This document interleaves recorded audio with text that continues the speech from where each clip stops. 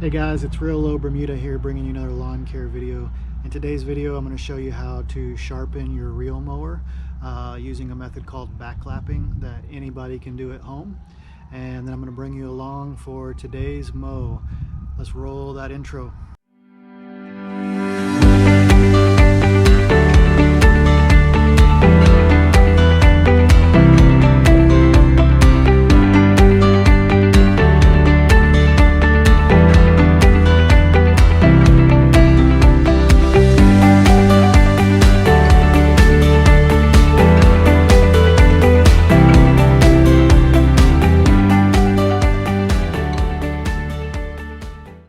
Alright, so the first thing you're going to want to do is you want to test just how sharp your reel blades are, and you want to test your blade to bed knife contact, making sure that that's the right distance. So what you're going to need to do is just get you a few strips of paper, and I just cut those into 1-inch strips. Really simple process.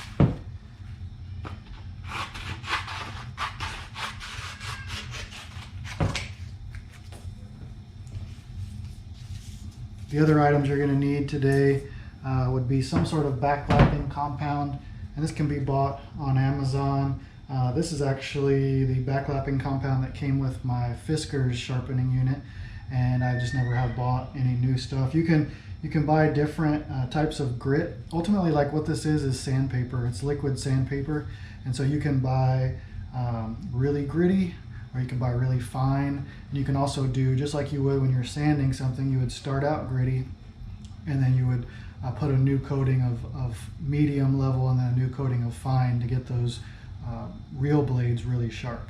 And so you'll also need, I use just a standard paintbrush to kind of lap it on, and then I'm actually going to be using a drill to actually spin my reel, and that's what's going to help sharpen it. So I'll show you kind of that entire process. Alright, so you want to always wear gloves when you're doing this, because these reel blades are sharp and they will cut you. But basically we're just going to start out and just kind of test just how sharp this blade currently is. It's actually pretty sharp, except you see there it cut through the first time and then didn't quite cut clean. A little jagged there, not too bad.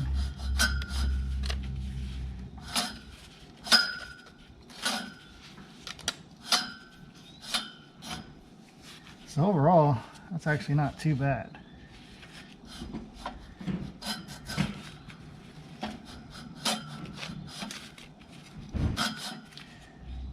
So for the purpose of today's video, we're just going to do a light backlapping then, just to kind of show you how it works. But for the most part, this reel is not quite ready to be backlapped.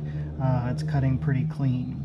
And now that I'm talking about that, you can imagine a typical rotary mower with a blade that is spinning around this way, basically whacking the grass.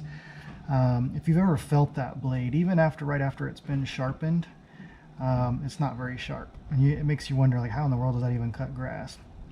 But it just spins so fast that it whacks the grass, and it does a pretty good job.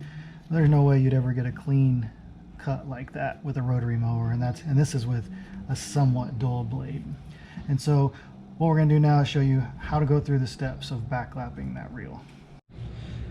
Alright, so the first thing you're going to need to do is locate your reel control bolt, whatever your unit uses. This is the John Deere 220C, and it's a 5/16 bolt, and I just use a regular drill to put that in, basically in reverse. Actually, sorry, the drill goes forward, but it spins the reel. Let's see if we can get the right size here.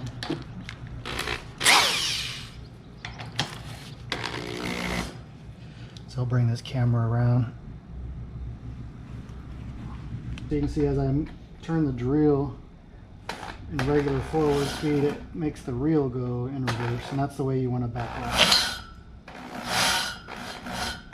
You don't ever want to do the reel going forward. That'll actually mess up your sharpness of your blade.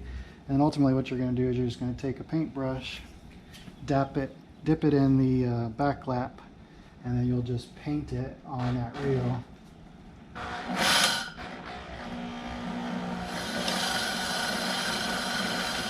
Just kind of like. All right, we're going to take a quick break for today's mow, so enjoy the mow with me, and then we will come right back to backlapping your reel.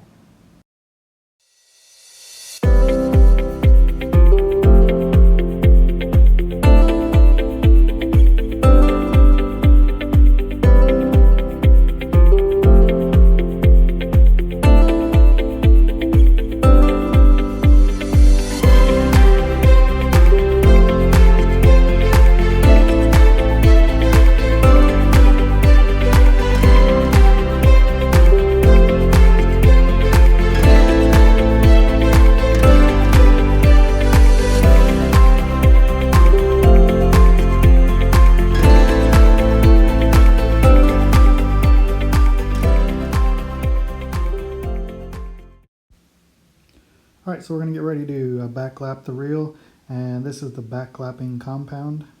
And like I mentioned earlier, it's basically just liquid sandpaper. And I'm using the one that came with my old Fisker's manual reel mower. It's worked fine. It's lasted really a long time. You don't have to use very much. And so like I said, attaching my drill there, and then I'm going to dip my brush into the lapping compound. Get a pretty good amount on there, and just on the tips of the brush.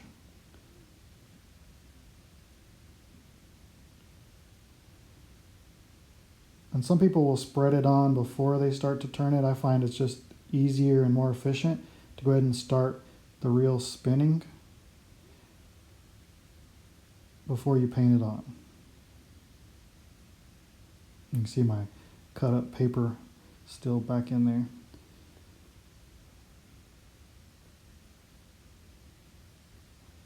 All right, now that reel is spinning, I'm just going to take that brush up and down and make sure I'm getting every blade coated all the way along the entire length of the reel.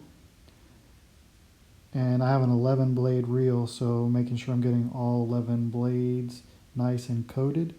And as you do this, it's going to get harder and harder for that reel to spin. And that is actually what's going to help it sharpen itself, because what's happening is that grit is in between the blade and the bed knife, and it's actually going to start grinding away at the metal. And so as you can see, the metal's getting shinier and shinier the more that I spin that reel and the more backlap I put.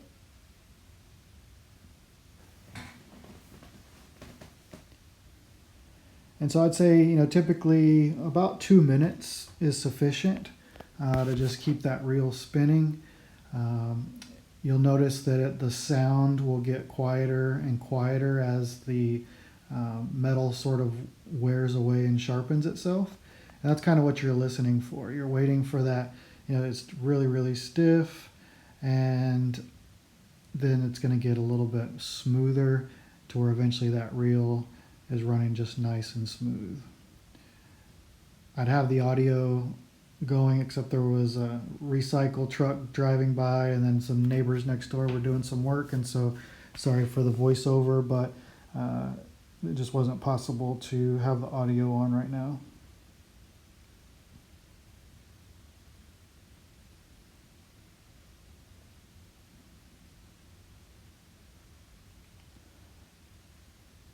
Ultimately, what I'm doing now is just making sure that everything is nice and smooth and sharp. All right, once you're done with that process, you need to get all that backlapping compound washed off. And it's really important that you don't leave any of that on there, because it'll get all over your lawn, and you don't want it to continuously be gritty, and so you want to get that nice and clean. And so depending on how many how many blades you have, depends on how long that process takes. I have 11 blades, so I kind of have to spin that reel around to make sure I wash off the top and the bottom of each blade. So it's kind of a lengthy process, but I want to always make sure I'm kind of thorough. And then after you've washed this off really well, you're going to want to grease your reel, your ports, your roller ports. Make sure that no water kind of got in there. If any water did get in there, you kind of just grease that out. All right, so I wanted to show you a close-up of what the reel looks like now that it's been sharpened by the backlapping method. You can kind of see how each blade has that nice shine to it. This is also a good time you could inspect to make sure you don't have any dings from running over gravel or anything like that. You should have a smooth cut. Because here's one thing to consider. If your reel isn't cutting paper cleanly, it's not going to cut blades of grass cleanly. And so you want to make sure that you do a test a few times a season to make sure that you're cutting paper and just to make sure that you're going to get the cleanest cut possible. So the final thing I'm going to do today is adjust my height of cut. And I'm going to use this Accu-Gauge. And what this does is it's sold by Accu Products International, and you can see the website there. But ultimately, this is what golf course maintenance workers will use to make sure that they get a putting green down to an exact cut. And so this will actually measure up to 1 inch. And so typically I'm keeping my lawn right at 6/10 of an inch, and today I'm going to go just a little bit lower, and I'm going to go down to 59 hundredths.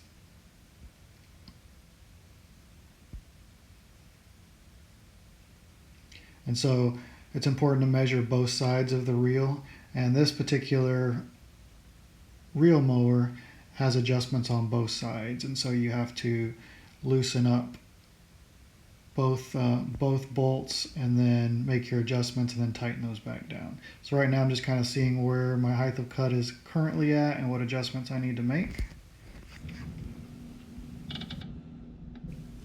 Alright, so first thing I'm going to do is loosen the nuts that are holding that roller in place, because ultimately as you raise the roller up and down, that's going to adjust your height of cut from the bed knife. So I'm going to loosen those just a bit, and then place my Accu-Gauge back on the back roller and the front roller. So that's the points of contact. And the difference is the bed knife, and so that's your height of cut. And so ultimately what I'm going to do today is change that from 6/10 of an inch down to 59 hundredths, which isn't a lot, but I'm just going to go a tad bit lower. And I might continue to do that over the next several weeks. I only scalp down to 45 hundredths, and so I don't want to go down too low into that brown part. But ultimately, so you just make little minor adjustments, and then make sure again that you're checking each side,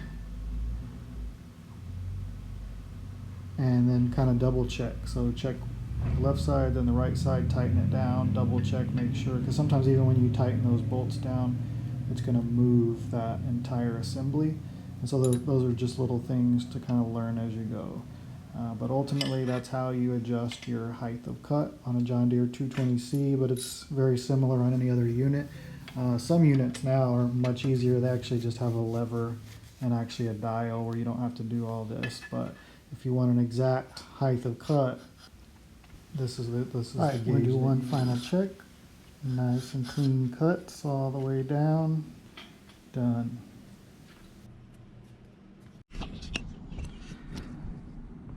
All right, last thing you want to do now that you've got everything sharpened and cleaned up and the blade is adjusted is go ahead and hit each grease port with a little shot of grease. And that's what the ports look like. That's for the reel. That's for the front roller. Got another one there. And then you have your back roller.